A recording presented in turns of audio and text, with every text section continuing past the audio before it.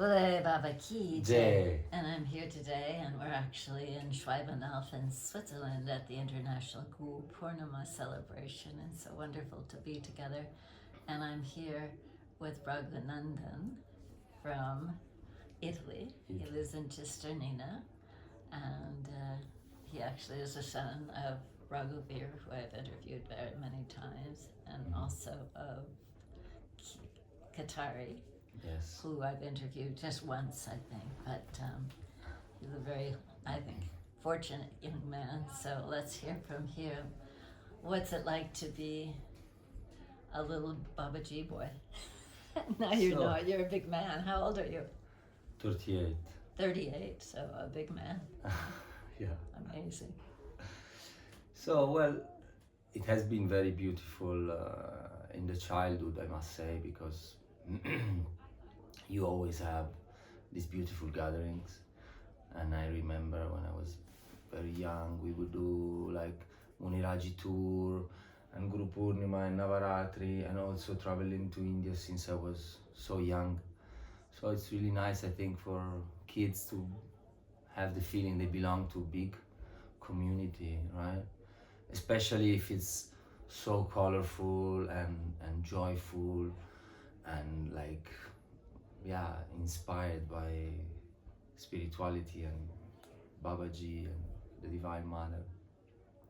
I must say then, when I became a teenager, then I had to kind of adjust because it's not the culture where I grew up. Because I grew up in Italy, my studies I did in Milano.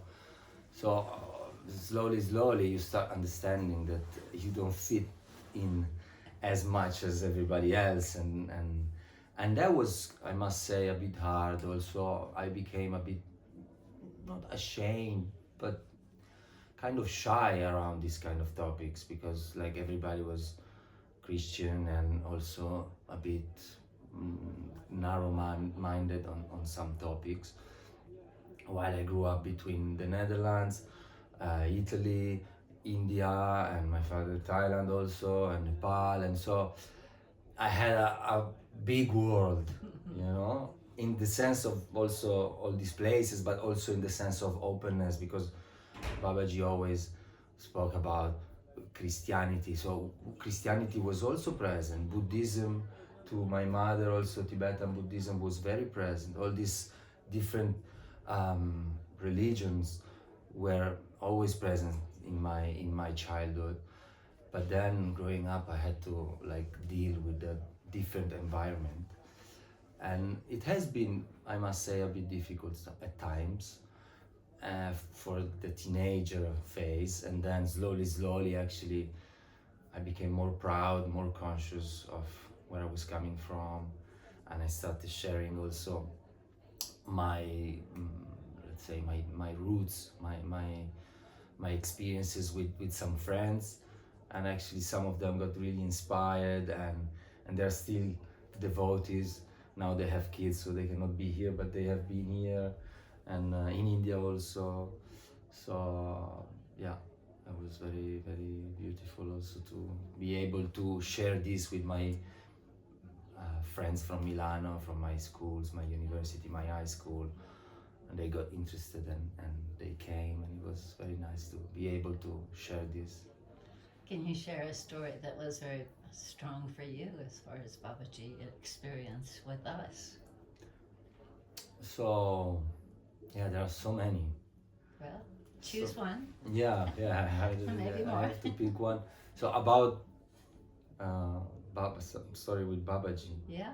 Well, obviously I didn't meet him in the body, but and there is a lot of like, yeah,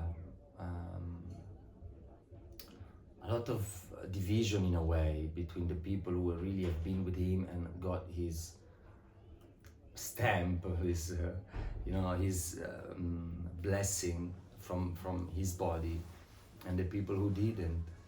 And obviously I was born after he left the body, but still growing up like this, I always have this relationship, every night before going to sleep, when I was 3, 4, 5, 6, whatever, I would go My father taught me this.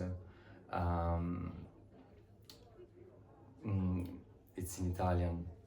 Babaji, sono nelle tue mani, pensaci tu fino a domani. Literally means, Babaji, I'm in your hand. Think, you think of me until tomorrow. Om Namah Shivaya. This was the prayer. So I always had this relating, and as a kid, you know, and for me, Babaji, as I grew up, was God. It's not like a saint or somebody who got enlightened, you know. No, it's God. So also that was something to process and adjust inside my world. Some story, well, I don't know. There is not something that pops out so clearly. But one time I was a bit sick, and was studying in Milano. My university was difficult, and I was tired and not in a good place, mentally, physically. Sometimes, you know, you get depressed or not so much energy, and I had this beautiful dream of Babaji. I was sitting in a big kirtan hall with a red carpet, and I was alone. I was alone there, sitting in front of Babaji Asana, and I was there meditating like this, and then on the side he would come, Babaji himself, approaching like this, on the tip of his feet, like this, looking at me like this. And I was like, I was looking at him coming towards his own asana, and he went, shh, and he made pranam to himself, you know. And only that dream, I tell you, when I woke up, I had the energy of a lion, you know. It inspired me so much, and really, I don't know, I had the feeling he was there, you know. So yeah, that was very special, because also was so typical of him to do such a lila, where he's playing with the role of the guru. Where is he? You know, we obviously do pranam in front of an asana, and he was also telling me, I'm here, you know, I'm between all of you, you know, I'm hiding in the field. So yeah, this came up now to tell this story. So now you're living in Chistanina, Yeah. and the ashram there has been going for 40 years, long time, Probably. plus more. And it's a beautiful ashram, but also it's aging like all of our ashrams, and needs a lot of work, and sometimes I know there's scarce workers there. So you recently have been elected as the president of the association Yeah. of the ashram. What does that mean for you, and how does it feel? And So- why did you let yourself do it? Yeah. I must say it's not an easy situation. It's a big challenge, but I think still very worth it, because well, it's a great chance. This place, I think it's one of the oldest ashram of Babaji's in Europe, if not the oldest, one of them. And it had also Babaji's blessing. I mean, he told Janki Rani Lisetta to found it, and even this is an interesting story. A farmer around there, when Babaji was still in the body, said one morning, said to Lisetta, "Hey, but last night there was somebody jumping on the roof here, and there was this guy jumping on the roof." And everybody was like, "Yeah," and they were wondering about thieves. And then they showed him a picture of Babaji. He said, "Yeah, it's this guy was jumping on the roof tonight." So I have the feeling Babaji really somehow was present in that place. And well, I had to do this step because of a sense of responsibility, and also because I really feel I had so much from this whole family, from Babaji, from yeah, from my experience, from my father and mother into this family. And yeah, I just want to give back.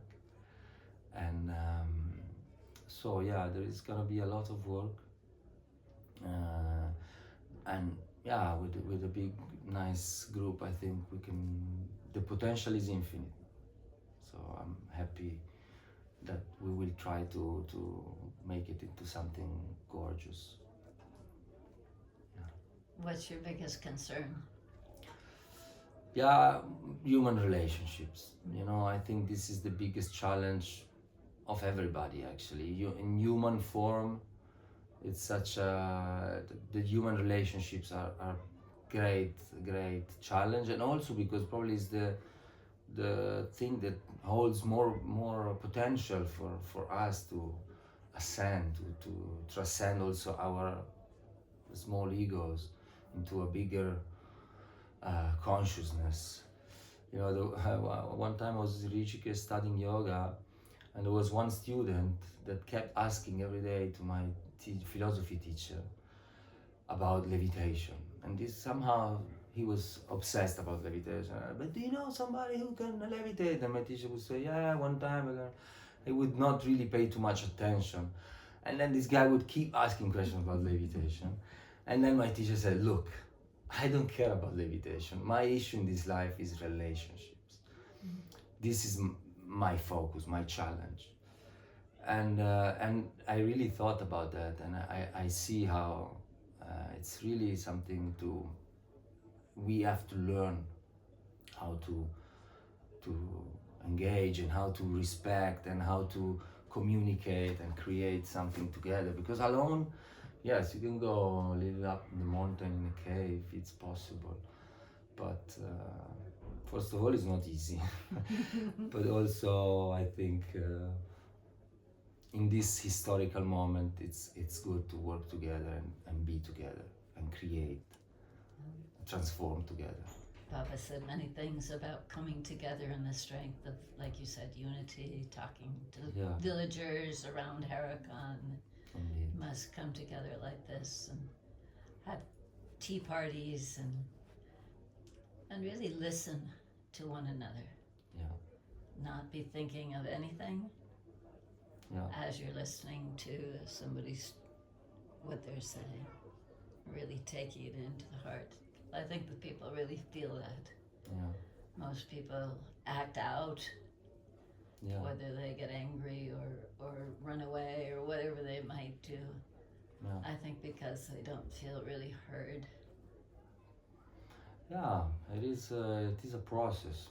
It takes effort. It takes, I think, most of everything. It's constants also. You know, you cannot do a relationship in one day if you spend 12 hours with somebody and then you know each other. No, it goes by, maybe it's better 10 minutes at a day, once in a while, and then again, and then again, and then again, and then again, and then you build through time. Yeah. And what's your vision for Cisternino? Do you have a vision? Yeah, I do have a vision. I have inspiration about many things actually.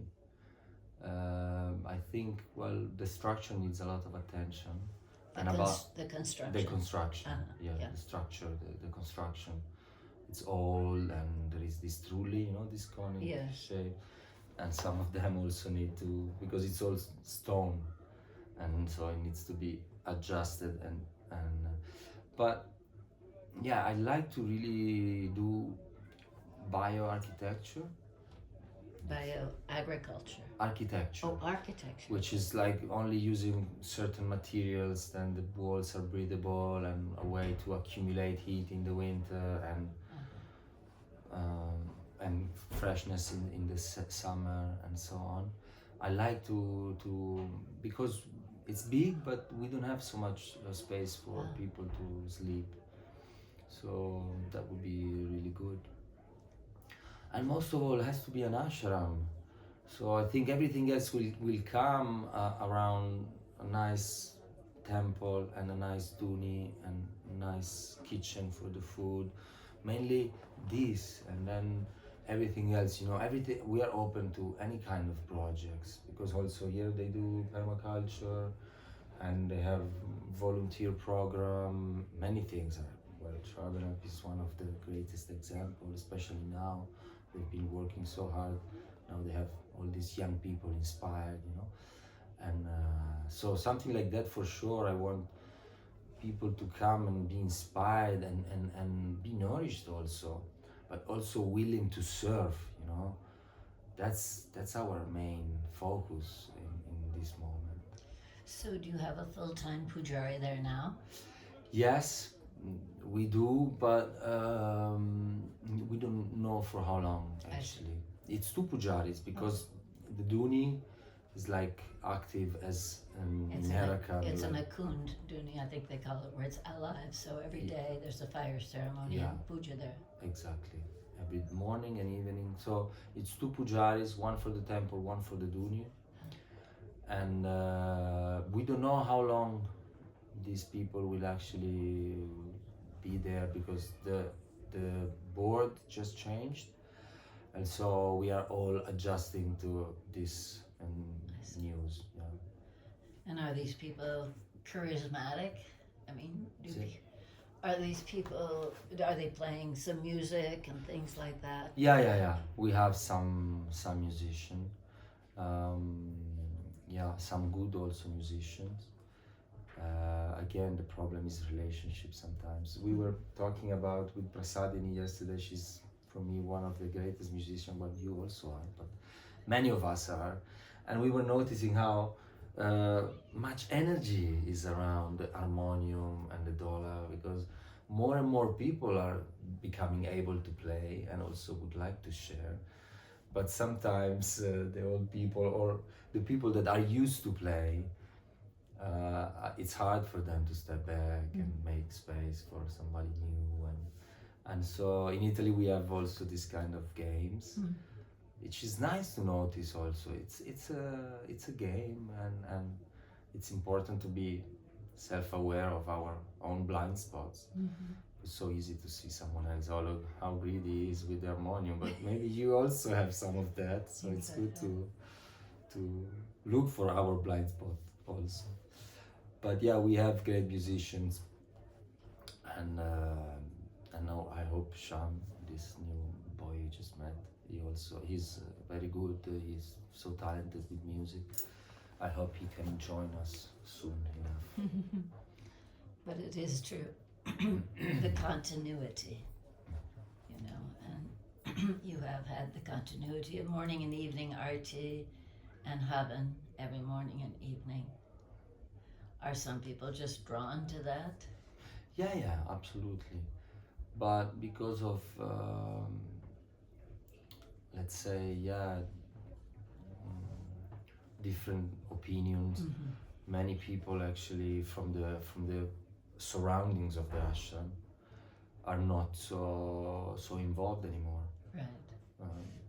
Which is a shame, but in a way I think it's inevitable, because it's inevitable that the ashram will change through time, and if people get too much stuck on their idea, then they feel like they don't belong there anymore, and because as I said to you before, like the Bole Baba city, that's how we call it, around the ashram, it's huge. Many people through the years have a private place, some land or whatever around them, but this doesn't mean that they actually feel like joining the ashram. I must say most of them are hurt. Hurt? Yeah, they're so hurt. Yes. Somehow through maybe they were a part of some board that failed and they didn't recover somehow, and so, and to be honest, as we were speaking about the vision, one of my vision was to bring everybody together again. I'm not sure I will be able to do that, but you know, I have such a big love for so many of us, you know. I don't have like a very good connection with my relatives, real blood relatives. Like I barely know the names of my father's siblings, my aunt and auntie, and yeah, sometimes happy birthday or something, but no connection. While I have incredible connection with most of you, which I see as my family. Your spiritual family. Yeah, auntie and aunts and you know, mm, cousins, it's strong bonds. So one of my aim will be definitely to try to bring everybody together in peace and without looking. But back then you said this about me behind my shoulders and I got hurt. Yeah, this is also there, but move forward. When people have asked me over the years any advice for starting an ashram or running an ashram, I've always said, be kind, be gentle. Because it's true, in the early days, many people were hurt. Oh, you weren't with Babaji. Oh, you're, second class citizen. Oh, you're this or that. You're not doing it right. You're not dressing right. It's very true. And I think your realization that most of the people who are not coming to the ashram now and, are carrying loads on their shoulders is hurt. And if we can keep that in our mind, because when people are hurt, they often act out. Yeah. Just like a child. Yeah. Really hit or scream or yell, throw a tantrum, whatever. Yeah. And if we can see them rather than as bad or belligerent or rebellious, we just see them as hurt. And how can we be there for them? So I think this vision is incredible, Raghunandan. I think it's wonderful, and I think you're capable. No, you may not get everybody. There'll probably be some people who just, and they'll choose not to. And I was saying also, many are older, my age, in the 70s.